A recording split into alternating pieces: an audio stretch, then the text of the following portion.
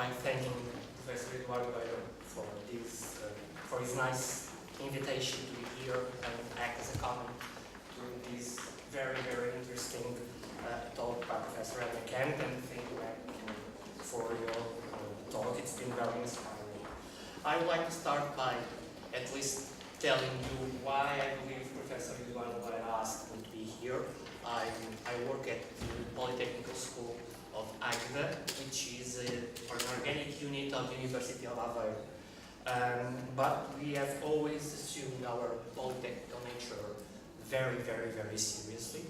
And for the past 15 years, all our technology degrees are organized around project-based learning. So our students engage at least 10 times over the course of 3 years in project work. And our curriculum is completely mounted or completely developed around that notion.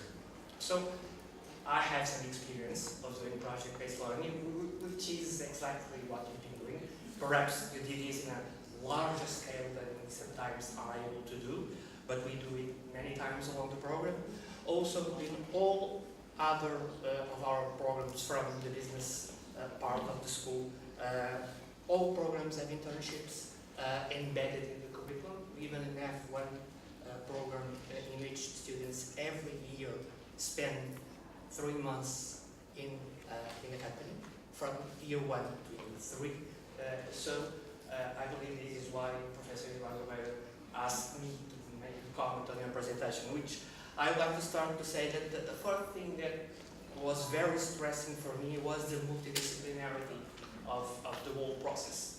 You have students with different backgrounds, you have students working around history, around engineering, around chemistry, around physics. So there's a huge dimension of multidisciplinarity in this project, which I would like to stress. Even because your colleague said in the movie that you ended up what he called a rounded student, which is a notion that for me is very interesting because I noticed that in my students as well. It's not only about what they learn, the technical content of what they learn, it's about being able to develop and master their own learning process. It's also about developing all the transversal competencies, all the soft skills, like working in groups, dealing with conflicts, being able to do research on their own because they sometimes went alone to look for things they needed for the project, surely. And another very, very important aspect which I would like to stress about what you said is that you told us clearly you have to be open to adjust the project as it goes along, and we changed the way the syllabus several times along the semester. And I'm pointing this aspect out very, very deeply because I think that's what happens in real life.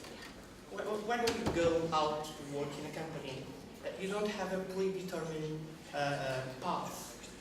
Projects go about, that's real life. Projects change, new difficulties come along, and this is a way in which we can train our students to be able to deal with this notion of change right from the start, while they are still undergraduate students, and easing their way into the working place, and probably allowing the employers to be much more satisfied with kind of the profile of the graduates we are sending them.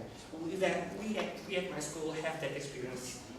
Several companies come back to us and sometimes tell us we want some more of those. And the difficulty is that we sometimes don't have more of those to offer, unfortunately. I would also like to say, just to finish my comment on your talk, because Professor Oliveira told me I only have 10 minutes, so hopefully I will leave. Oh, it's enough. You were challenged by Professor Eduardo about the publishing side of the thing. And you said, no, we didn't publish, but I really think you have a great potential for publishing.